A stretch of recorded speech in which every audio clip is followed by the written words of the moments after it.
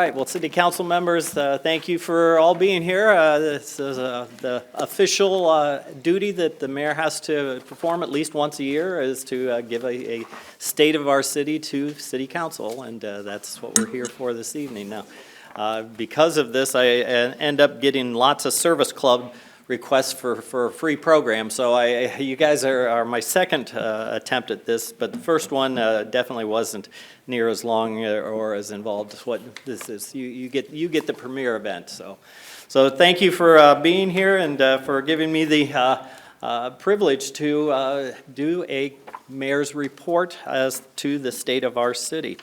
2022 year is what we're in, but most of the program will be focusing back to see where we came from in 2021. But I do set out goals that we are set as an administrative team or myself personally to try to drive us certain directions in the city, and we're going to go through those first. So.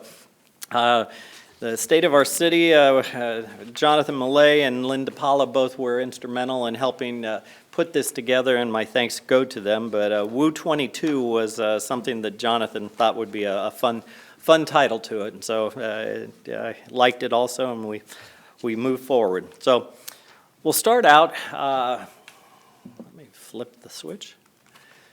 These are the goals that I started doing a number of years ago because it does give direction and things to meet and see how we do against those. So the goals for 2022 are 7 total, and then sort of a status report for the 3 goals that we had last year, and just to bring you up to date of where they are standing this year. So. I'll go through them just very quickly here because in introducing each one I'll go through them. But number 1 is Oak Hill TIF District. It's a tax increment financing district, which is a way to help provide funds for community improvements. Renovate and modernize fire station number 1. Major road improvements to 2 roads of our city. The Wooster Bike Trail connecting throughout Wooster. Woo Social Group, I'll explain that when we get to it. Business attraction to Wooster and help community return to a normal existence. And then the status report on Milltown Road, Community Center, and the Christmas Run Pool.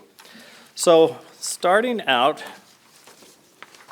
is the Oak Hill TIF District. This is something we've actually been working on for over 2 years' time now. It's something our community has been down this road before once, to my knowledge, and that was out on Long Road when they did the expansion, really to service Buckeye Container, who was going in at the end of that road. That happened back in, I think, the early 80s or mid-80s when they did that. It worked. It was a good district. We fulfilled the whole thing. It sort of TIFs fell out of favor mainly because there was something in school funding that was harmed by TIFs back in the day, and so the schools started saying, wait a minute, we don't want you to do this because it will harm us as far as that. Something has changed where that is not a problem anymore, and I can't go much deeper than that. Maybe Mr. Reynolds, who sat on the school board, can give us a primer on that later on, but so TIFs are something that are being used throughout the state. They do seem to work really well. This district we're looking at is out in the yellow box. That would be the boundaries of the TIF. It's out off of Oldman Road and Oak Hill Road and Milltown Road. And it encompasses really vacant property at this point or undeveloped property. And so that's what we're looking at. The TIF district would service roads in the area, so the red lines are the roads that would be improved by the TIF district. So Oldman Road, Oak Hill Road, and Milltown Road would all receive improvements from money generated through the TIF. And 2 of the major improvements are roundabouts at Oldman and Oak Hill and roundabout at Milltown and Oak Hill. So those both would be paid for using TIF funds. The green lines up there also show improvements to our city through the sewer infrastructure. That has been harmful to the city because of the topography of the land. There's no sewer to the west of Oak Hill Road right now. And it would cost quite a bit of money, probably $500,000, to put in a lift station to service that area. And so anytime a developer has looked at doing housing in that area, they've sort of run for the hills because of the infrastructure cost of doing a lift station. So a TIF would carry that cost to extend sewer lines and put in a lift station to the areas that would need it. So those are the things that would be the benefits of the TIF. Really, what we've learned is that the county, the townships, the city, and the schools are the main players that get tax funds to work with.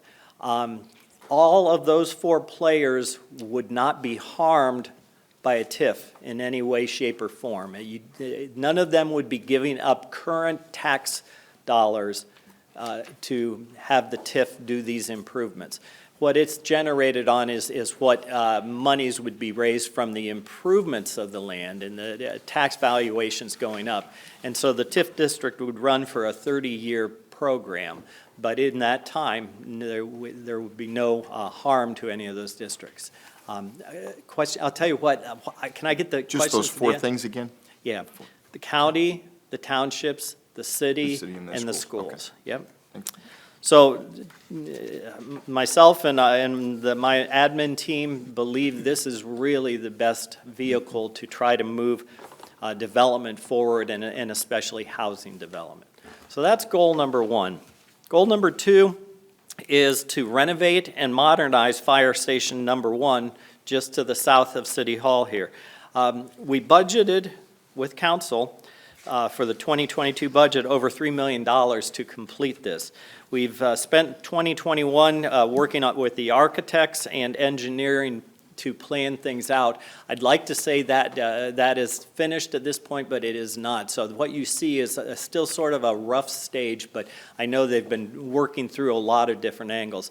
It's a 61-year-old building. It was built in 1961, so it served our city well, but you can imagine the fire department's a whole different structure in this day and age than it was 61 years ago. So we want to start construction by the third quarter of this year. It probably won't be finished until 2023. And we really are well served in our fire stations now. The placement of the 3 we have are good. Will serve our city well for the next decades, I would say. So Station 3 was purchased in 2015 out on 585, and we had to remodel it because it wasn't built as a fire station, but we were able to remodel it, and it opened in May of 2016. The Safety Center was started in April of 2016, and went into service in the summer of 2017. So we think this is the right way for our community to go, and so that's goal number 2 for us. Goal number 3, major road improvements. Both of these are projects that have been funded and are actually moving forward in good stead. The first one is Melrose Drive. It is, if I click the picture, on the left-hand side of that picture, going north-south from Milltown Road up to Smithville Western Road. Right now, it's a chip and seal road that was inherited from county days when our city grew out that way. It doesn't have the best of drainage. It has ditches on each side, but the crown is not maybe quite as nice as what we'd like to have. So we are going to improve that road with curbs and gutters, storm sewers, sidewalks, and a multi-purpose trail on one side, and street lights to a tune of $3.8 million. And that construction should start here early to mid-summer. So council just approved moving forward with the procedure to bid at our last meeting. So this is fresh off the presses on that. The other major improvement, luckily, is not ours, but it will serve our city, and it came about because of some influencing by Mr. Montgomery over there and our engineering staff. The ODOT is in charge of the Dix Expressway, and 2 or 3 years ago, they did an improvement of it, and they ran out of funding and only got it about 2/3 done. And so we said, whoa, time out, that's not the best interest of our city. And they said, look, we don't have the funding right now. If you guys will sort of hang on for 2 or 3 years, we promise we will come in and redo the whole thing as it should be done, and that's what's happened here. That is at the tune of about $35 million of state funds that are going to pay for that. That project is going to start around April 1st of this year and will definitely take this year and next to get completed. It's going to be a major disruption to that roadway. So just a heads up to all the viewers that's coming at us. So both of these projects will be starting here in 2022. The fourth goal is the Wooster bike trails. That's something our community said during our comprehensive plan back in 2014, I think it was. We did a survey, and people in our community said they wanted better connectivity, meaning that connectivity means other than cars and automobiles. So they wanted trails, they wanted bike trails, they wanted walking trails, they wanted ways to get around and enjoy Wooster. So that's what we've been working with for the last years since 2014. So last year we had, if you think about it, we've got a really nice trail on 585 that was our first major trail put in, and we did that at the same time as upgrading 585, and we're able to use some of the state dollars to help on that. Then we did another trail that came down from the safety center on Burbank Road down across to the College of Wooster and then down to the bottom of Beall Avenue. And then, so we've got trails on the east, trails in the center of the city, but we have no trails on the western edge of the city. And yet the western edge carries a lot of housing for people, and it has 3 city parks that could be utilized for recreation and the trails. So that's one of the goals, is to do this western connection, and so that we can really cover our whole city with trails. We didn't get too far on that. One of the first things we have to do is establish the route and then figure out the funding on the thing. So that's what I'm challenging us to do, and we're going to use the help of Wayne Trails, which is a group of bikers that have helped us to do other trails in the city. In fact, Mr. Myers and myself have been on that ever since it's gone in, plus a number of other community members that are involved. OSU, OARDC are interested in being a part of the trail system. I talked with their management team out there, and they were thrilled to think that we might be extending. So this is expanded into the west connection, and then also a downtown connection between downtown and Seacrest Road, where we also have a trail in place. So those are the expansions of it. There are two big components that will cost funds, but that's what we are going to work on and focus on, trying to get the whole thing to move forward here. The next goal is what we are calling the Woo Social Group right now. I'm not crazy about the name personally, but the other name we were thinking about is being used by somebody as a Facebook name, and we thought, no, we can't take that one from them. So I've asked Ashley Hirschberger, who is the manager of our rec department, and sitting in the back. Hi, Ashley. And so we are asking her and her team to spearhead this for our city. And so Ashley and her crew may figure out a name that works a little bit better. The purpose of this group is something that I hear and have heard for a number of years, is young people come back from either college or graduating from high school, and they lose the friend group that they had all through schools. And they come back to Wooster and they find a decent job, but they don't have ways to interact with anybody else, either of their age or interests. And so I often hear of people, these younger folks from the 18 to 33 range, that 15-year span, saying, oh, I'm going to go down to Columbus, and get a job, so, because there's things to do down there. Or I'm going to Florida, to someplace other than town. I'm going, well, wait a minute, our industries are all saying we need people, and we've got good jobs, but here we have a hometown brood that we can hopefully bring back and keep them here. So their challenge and the purpose for Ashley and her team is to see how they can set up a communication system to help these people find friend networks, activities they like doing, and social events where they interact with people. COVID has been really hard for people to manage through on this because nobody's going out to such things. The churches used to perform a lot of these type of functions that, you'd meet people there, but they haven't been meeting. So it's something I think is real. I think it's something, if we address it, will truly help our community. So that's goal number 5 that Ashley and her team are going to be working on. Number 6, and this one it just came out, and I did put a sheet on all of your tables that looks like this. It's a spreadsheet. This gives you the information straight from Polycom Corporation. Goal number 6 is to continue and attract businesses to Wooster. On February 4th of this year, so just 3 weeks ago, Polycom Corporation, which we've used and been involved with in the past, sent out their annual report of Micropolitans and Metropolitans ranking.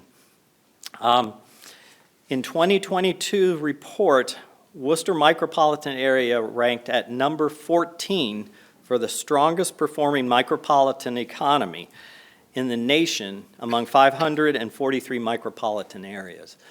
That is pretty phenomenal that we are ranked so high in that ranking. But it mirrors what we were at in last year's ranking, which was also at number 14.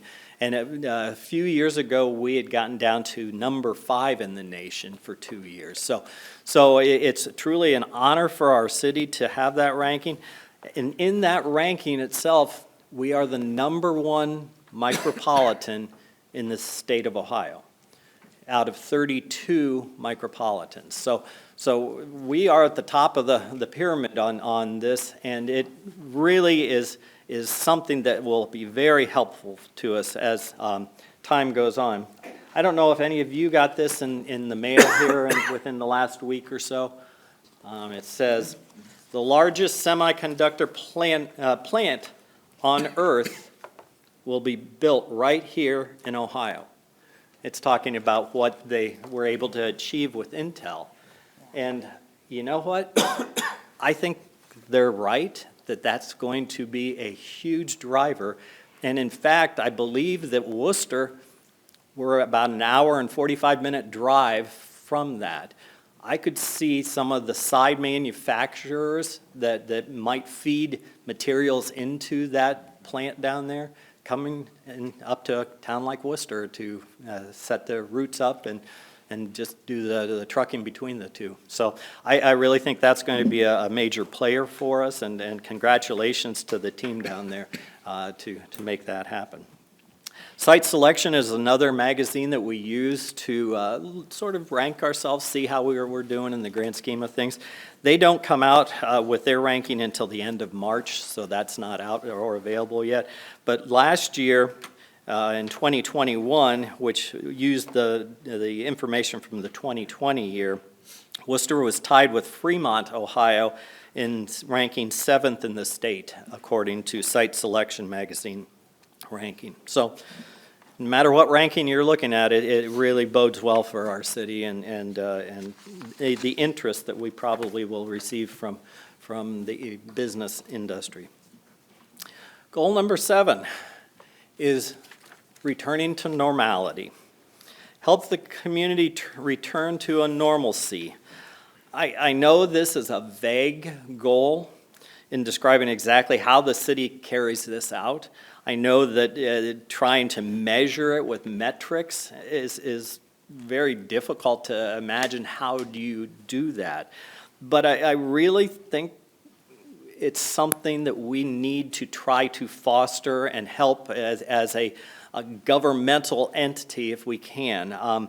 The things that we base normal life on have really been shaken, and some don't even exist anymore. So this COVID thing has really hurt people in the way we used to interact with each other. It's important to get our critical community partners stable and moving forward. Those are the hospital and the medical community, the educational components of our city, the public schools, colleges, and vocational schools, the downtown businesses and restaurants, the religious, cultural, and entertainment components, and the manufacturing and job creating sector. I think it's essential in getting our city back to what we were doing and achieving before any of us ever heard of COVID-19. And I think our city needs to make sure we help them however possible for a governmental entity to do that, to ease things back to how we operated before March of 2020. So those are the 7 goals that we've put forward as an administrative team and as a mayor. And so those are going to be our main focuses as we move through this 2022 year.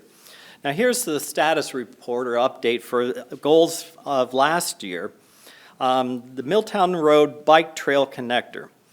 This trail is to connect between Melrose Drive, where we already have a trail, and connect over to Friendsville Road, where we have a trail. And it's going to do a link between those. We applied for what's called a Transportation Alternative Program Grant, or a TAP grant, in 2020, but we did not rise to the level of gaining that grant. So we tried again in 2021 and we were successful. Jonathan Millay worked very hard to establish that grant and get it submitted for us. We are getting $836,000, but here's the catch. It doesn't become available until July 1st of 2023. So that's the reason this one hasn't moved forward at this time. We're working in the background, the engineering team, and the folks are laying out the trail and doing whatever we can without spending tons of money until the new funding comes available. So in July of 2023, we'll be moving forward with that. So again, Jonathan Millay and Roger Kobelarsik both were very instrumental in obtaining that grant. Community center status. We've been working on planning and services and features of the community center, what it should have, and we have been acquiring land around the community center so that we'd have the ability to expand that footprint. But we've been looking for state and federal funding, and we're not seeing much that will give us a lot of help in that at this point in time. So we're going to keep looking. But with us expanding and fixing up Fire Station 1 for $3 million plus, that we're looking at community center will be $3 to $5 million easily in what we would need. And so we think that for the time being, we're going to sort of pull that back a little bit, and that's the reason it hasn't come forward is the funding stream. The last one's the Christmas Run Pool. You can see it over as the third on the right-hand side. I told you a few years ago that the brackets were regular steel. The panels are stainless steel, but what happened is some of the waters got back in there and they rusted the brackets, and so it started falling and bowing the steel panels. So we've been fixing it as in a methodical method to keep it safe. It is going to open this year. We can ensure the safety of it, but it's going to have to be fixed. And before people spend too much money on it, I think the decision will have to be made at some point. So that's the status update of things. Here's actually just sort of a fun break so that I can bring your attentions back again. Anybody know what that picture is on the right? Those green and orange lines? Any guesses? How many of you have used Google Maps? Okay, that's a Google map. And I walked into Jonathan Millay's office the other day, and he goes, "Hey, take a look at this." And I looked at it and I said, "Well, what is it?" And he said, "Well, those green lines are city roads, and by using Google Maps, we can in real time find out how clear they are." Anybody remember the big snowstorm on February 4th, about 8 to 10 inches of snow? At 8:23 on February 4th morning, the roadways of up through the commercial district where Walmart and those things are up on the north side of town, State Route 3 inside the city, and a lot of our city roads, arterial streets, were running green, which means the speed on that road, according to Google Maps, was normal. And so that means that there wasn't enough snow cover to halt or harm traffic. And so our city streets were running clean and green. The orange streets, the 2 and the V at the top, are state routes, State Route 83 and State Route 585, or State Route 3. And then over on the right-hand side of the picture going off is State Route 585. And they're running orange. So they hadn't cleaned those streets enough to have traffic get up to a normal speed. And also Smithville Western on the top of the city and Back Orville Road outside of the city are orange. And again, they were below what we were able to obtain with our crews. So a real congratulations to our team for cleaning up things as quickly as they did at 8:23 a.m. on February 4th. And plus the wonders of technology. Who would have ever guessed that Google Maps could tell us that much of a story? We used 720 tons of salt, 431 man-hours, at a cost of $80,000 total to clean up that storm. Our trucks drove 1,843 miles.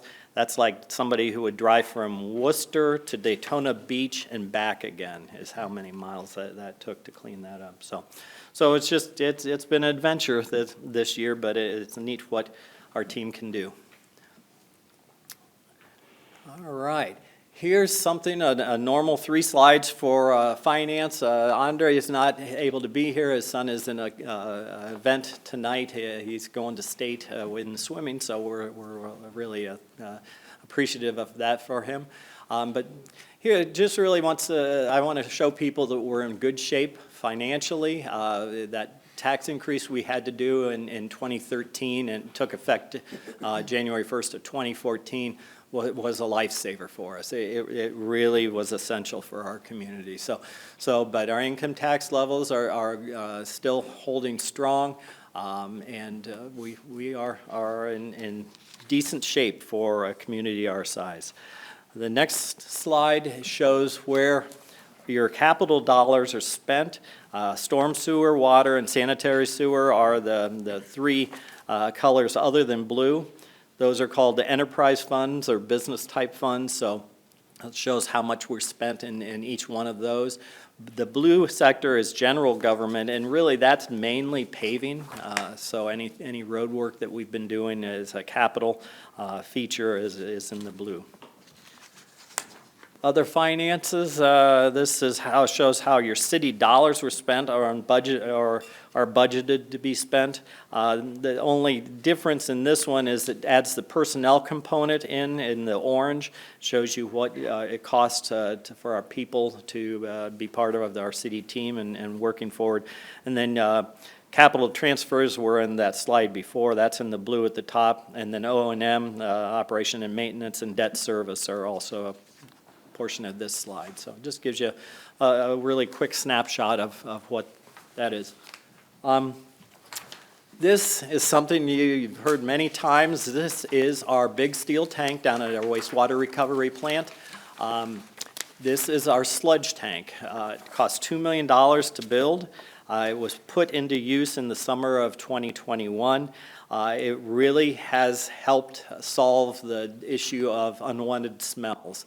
We used to have open air lagoons, which were state sanctioned. I mean, and that's the way our plants run for decades, really as long as the plant had been there.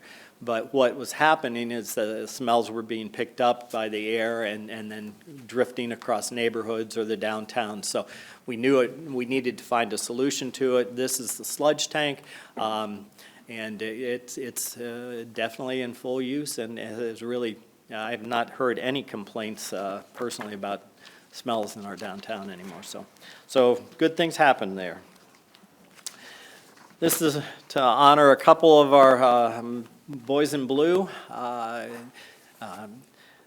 Daniel Whitmore is an officer. He was a patrolman, or is a patrolman. He was nominated by his Wooster PD peers, so members of the police force nominated someone to be honored with Officer of the Year. We had a number of those suggestions. The police chiefs, both Matt and Scott, were part of the conversation, myself and then Joel as the Director of Administration. We sat down and went through all of the reports and comments on it, and we were selected Daniel Whitmore to be the one that got Officer of the Year as nominated by his peers. The other is Chris Hartzler, Patrolman Chris Hartzler. He was selected by the Wayne County Children's Services Board as the 2021 Officer of the Year. And that's a very high honor there because he was vetted through the whole county. And so people from all over the county recommended somebody to be Officer of the Year, and Chris Hartzler was that. So very, very good for our team, and a real compliment to those gentlemen.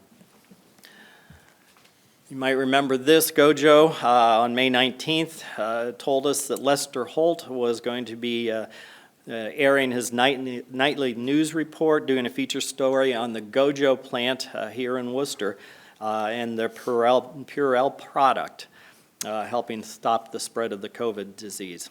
The show came on. Unfortunately, they sort of left out the name of our city in the process. They said a town in northern Ohio. Well, we all knew what it was because it's right there in front of us, but it would have been nice if they would have at least mentioned our city, but still a nice honor. That's when we were told that the plant here is the largest producer of Purell in the world. So, and it aired on NBC's Across American series. So a fun way to get our city out there to the rest of the world. Minglewood, this has been under construction. Mark, Deb, and Andrew Morrison's recreation of the old Minglewood Ice House into Worcester's only distillery.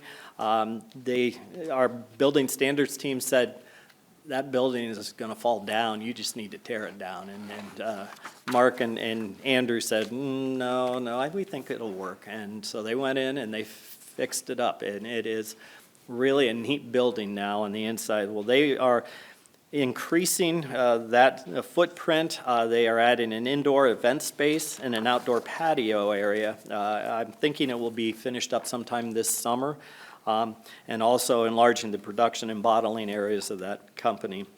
It's the only distillery on the Ohio Bourbon Trail between Cleveland and Columbus. I truly didn't even know there was an Ohio Bourbon Trail, but that's what I've learned in the process. So it really will help our city become a destination spot for people that are following that trail, because it's a stopping point between those two cities.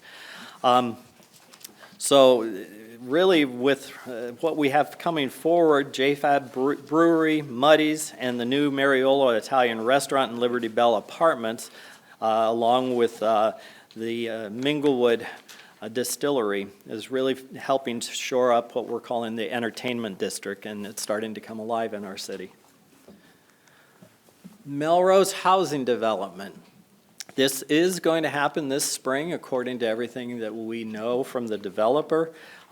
You all made a ruling on the zoning of this. It was an R1, and Lemon Development asked it to go to a planned development. So there was a lot of chatter coming from the neighborhood out there that I'm sure you all remember, but I think that was the right decision.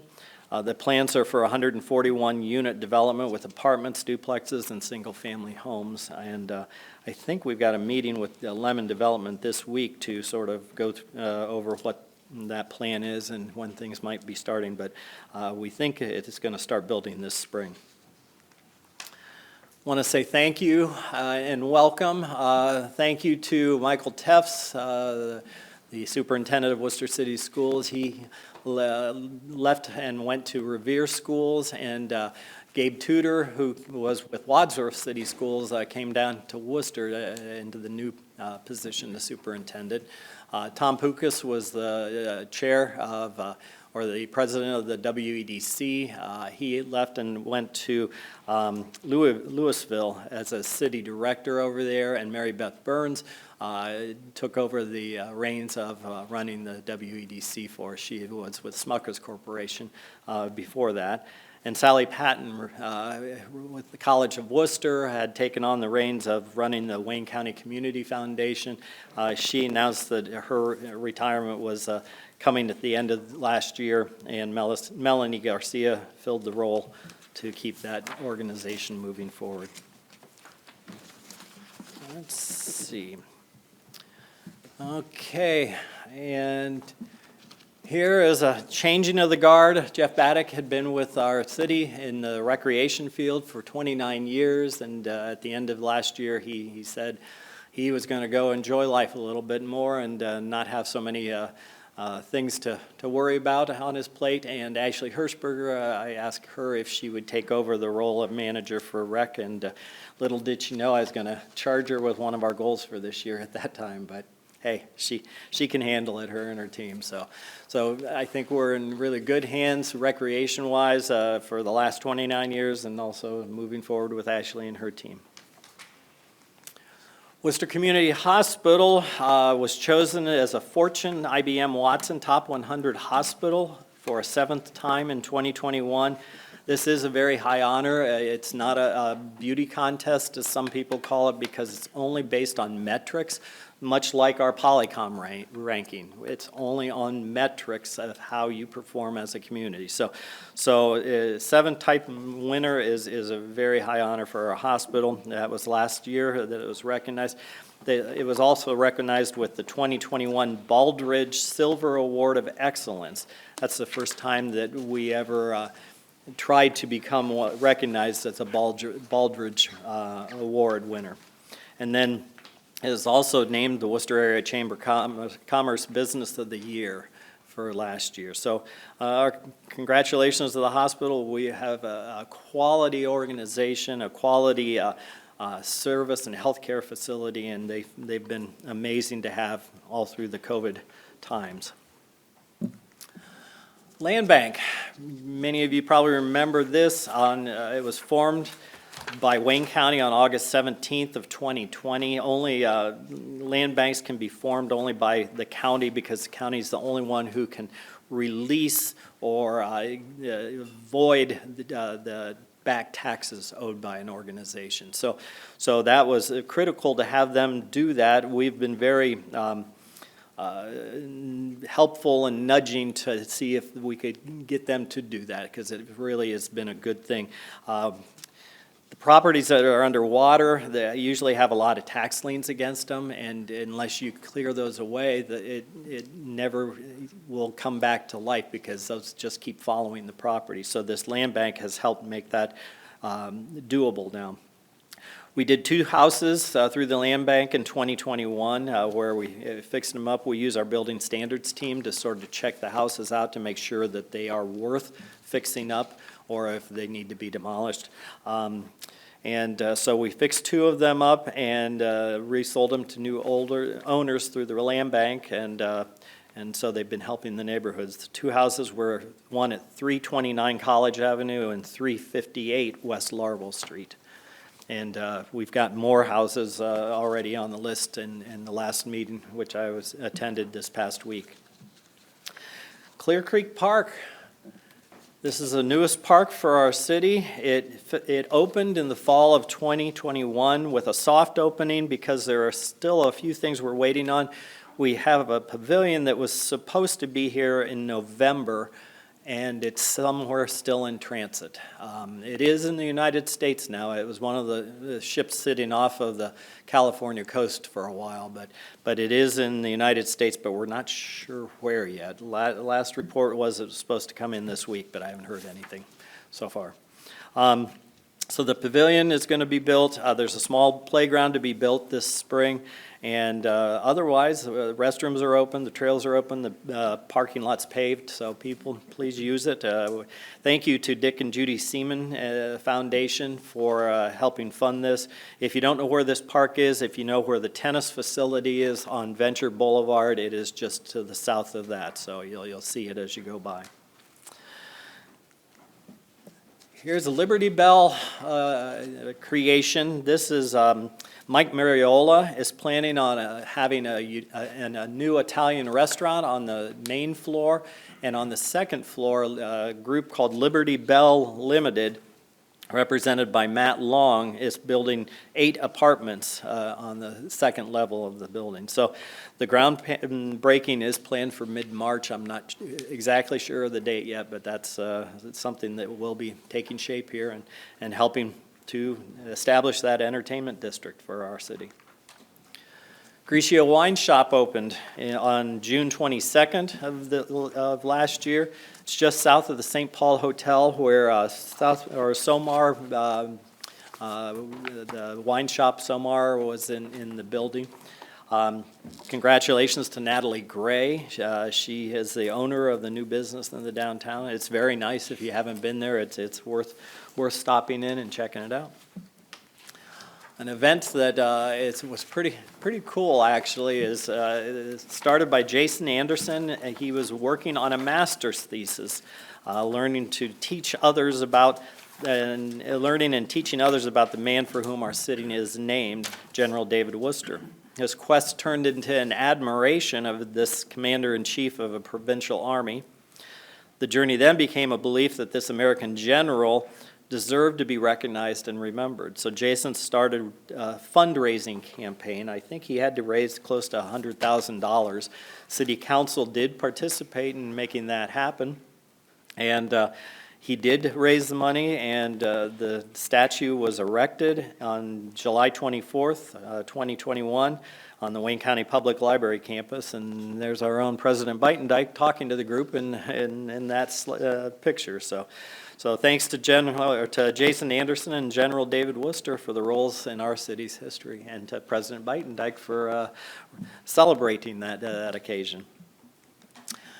Here's one that I think if I had to categorize it, to me this was one of the biggest announcements for our city, but I think it would have to take second place to another announcement I'm about to give. But this happened on August 2nd. E&H Ace Hardware announced that they had bought the Quinby building on the southwest quadrant of our square. It was the old Everything Rubbermaid store. They're planning on using the first 3 floors for retail sales and hardwood goods, and the top floor will be their corporate offices of E&H Ace Hardware. We are so thankful to Christopher Bueller and Rich Fishburne for their investment in our downtown, especially one of the main buildings on our square. My nightmares when you wake up at night and can't go back to sleep was, what do we do with that building if it goes empty? How are we ever going to fill it? So these guys let me have some good sleeps at night again. So thank you to that team for investing in our city and our downtown. Here's the census 2020 came about last year, and good news all around for Wooster. We gained population We have 27,232 residents. The last time the census was done, it was in 2010, and we had 26,119 residents. So we had a growth of 4.6%, or 1,113 people. That's really a healthy growth rate for our community. It's not explosive growth, and that is something that we in the administration do worry about, because we've seen cities to our north that went through explosive growth, and it doesn't bode well for the community. So we're thankful to see our population going forward. Most or many of Northeast Ohio's cities and communities lost population. So we, as the old saying goes, if you're not growing, you're dying. So luckily we're growing. Here's where I would say was the biggest thing for the 2021 year, and that is Wooster Brush deciding to expand in our community and build the biggest building project ever, a single building project ever in Wooster, over 600,000 square feet of it. So thank you to Wooster Brush, one of our city's oldest manufacturers at 171 years. Chose to expand and grow in our city. They did have other options, and so to have them grow here was a real compliment to our city and the reputation they have here. Groundbreaking ceremony was on October 20th. This building is going to be starting to go up. In fact, there were pouring footers, I hear from our building standards guys, that they're already doing that right now. I know that they had gotten the site prepped well and got the main floor graveled or stoned in before winter hit. So that's a great thing for Wooster, and will create a lot of new industry and jobs out of it. And it's here, it's finished. That's taken many years because we took on redoing the whole square of Wooster except for the county building. That is the county's responsibility there. But started with quad one, or the first quad is the northeast quad where the pavilion is. Got that finished, had to build the resources back up. Then we did the southeast quad down in front of Tulipan and those businesses there. And then this southwest quad was the challenge to get done before Wooster Fest last fall. And so the three quadrants have all been improved and updated. I believe we've created people spaces on our square without losing any existing parking. We hope that the tables and seating and the help of the DORA, the designated outdoor refreshment area, and the musical entertainment provided by Main Street Wooster will encourage people to use and enjoy our downtown space. It is definitely much more user-friendly than it used to be. With the opening of the Ace Hardware store in March of 2022, I think that the downtown merchants will find more people out in the evenings, which will hopefully encourage more stores to stay open and feed that trade. Here's another spot, Scannell Properties. That's out at our 5L Farm Business Park. In fact, they were the first kid on the block in Wooster Innovation Park. The walls were being erected in late summer of 2021.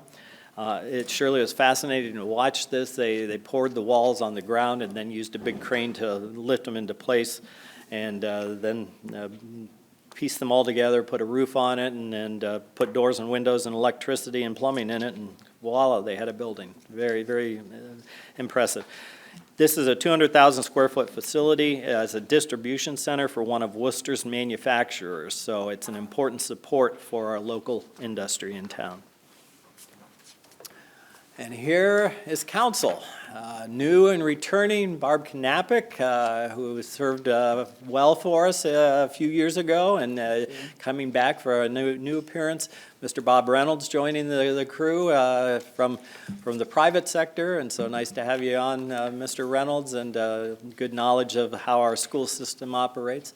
Scott Myers has retained his seat here and serving 4 more years along with Jen Warden. So thankful to have everybody here and returning, and want to say thank you for their service. John Ansel, who had served 16 years on City Council, and Bill Bostanzik had served 4 years. So they retired at the end of last year. So, but we have lots of good people serving our city and providing service to our community. Lowry Center is expanding. That is renewing an old favorite of the College of Wooster. The project actually started in 2021 in the spring after the students had left. Local contractor Bogner Construction is doing the job. Completion should be done by this summer, I believe, before students come back in the fall. So our thanks to the College of Wooster for renewing itself and for using a local contractor. Rotary flag takes flight. Wooster Rotary celebrates, and when they celebrate, they go big. Wooster Rotary Club celebrated its 100th anniversary in 2021. They celebrated in two ways in our community. First, and the most recognizable, was the enormous American flag on the right, or on the left-hand side of that picture, and a pole to fly it on in front of the Wayne County Fair Board Event Center. The flag was raised for the first time to open the 2021 fair and in honor of those lost in the 9/11 attack remembrance ceremony. The second way they are honoring that 100th anniversary, probably the most enduring, is they planted Founders Grove trees out at Oak Hill Park in honor of the 24 founding members of Rotary. So those will probably last a long, long time. And so with those two events, they really celebrated their anniversary in a big way. Thank you to Wooster Rotary Club for a century of service above self into our community. We're getting close now, folks. National Award, Worcester Chamber of Commerce was recognized as the 2021 National Chamber of the Year Award. It's pretty impressive for a chamber of our size and area to get this national recognition. So the local organization brought home the gold on this one, and our congratulations to them. Change over at our dispatching service. Rody Walter retired at the end of last year. He had served as a fireman for us for 28 years and then took on running our dispatch center for a year and a half. But he decided it was time to enjoy life a little bit. So our thanks to Rody and all he did to make our dispatch center an excellent place for our safety forces. Andy Bayless accepted the director's job and was running the dispatch service by the end of 2021. So Ray and Associates, just a short move down the street. Ray and Associates have their new building. It is open. It's where the old Horns Nursing Home had been. Ray's building and Weaver Condos really beautified this block of the downtown, and so our thanks to Ray and Weaver for helping Wooster be a better place. In the next breath, at Weaver Custom Homes, they were the first to set the condos they're surrounded by Weaver homes, the first set of condos by Weaver on North Market Street. It's awesome street view, beautiful interior space with 2-car garages. It's in the center of our amazing downtown. Doesn't get much better than this, or does it? If you look, if you double the condos, which Weaver is doing on the backside of Walnut Street, that's where they have gone. So they're doubling the number of condos down there to 10. So thanks to Weaver Custom Homes for helping our city and creating new housing and keeping our downtown strong. Nutcrackers on the Square. This was past Christmas season. By the statue on the square. This was from a donation of Sandra Hall's Charitable Trust in the city of Wooster. Main Street held a window decorating contest. Here are some of the top decorated pieces of the downtown. One of those is Grigio's that we just talked about. Nothing better than celebrating the holidays in downtown Wooster.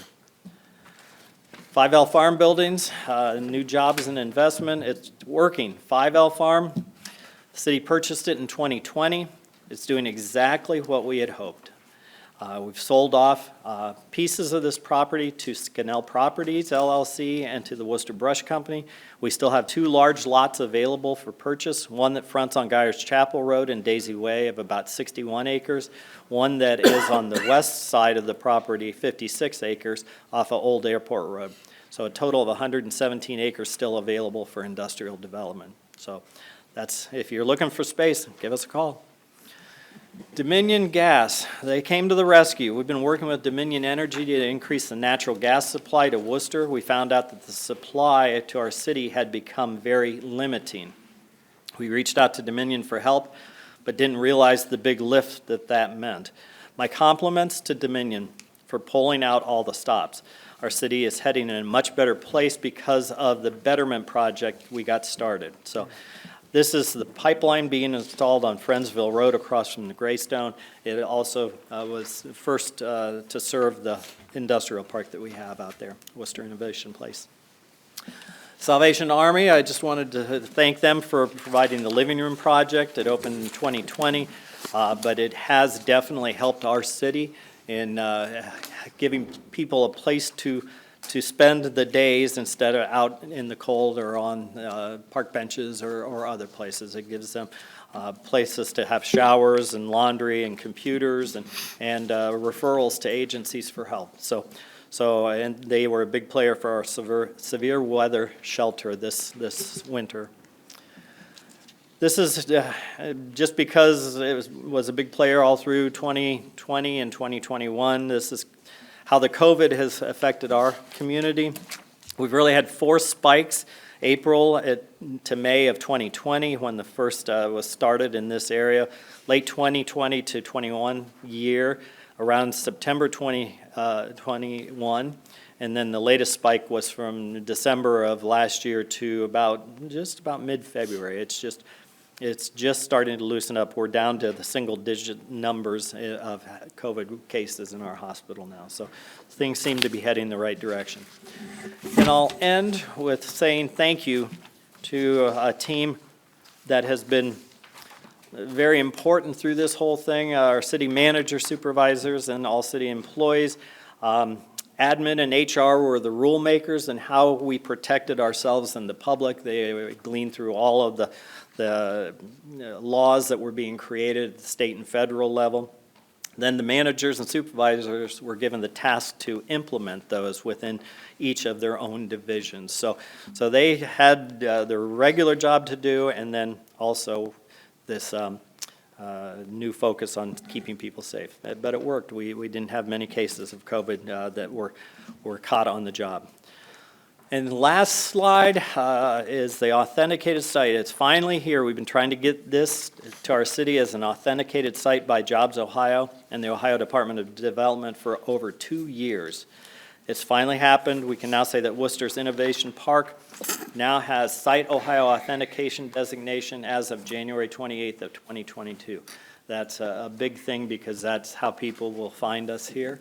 And with that, I say thank you and appreciate the time to share our city story with you. So. Thank you, Mr. Mayor.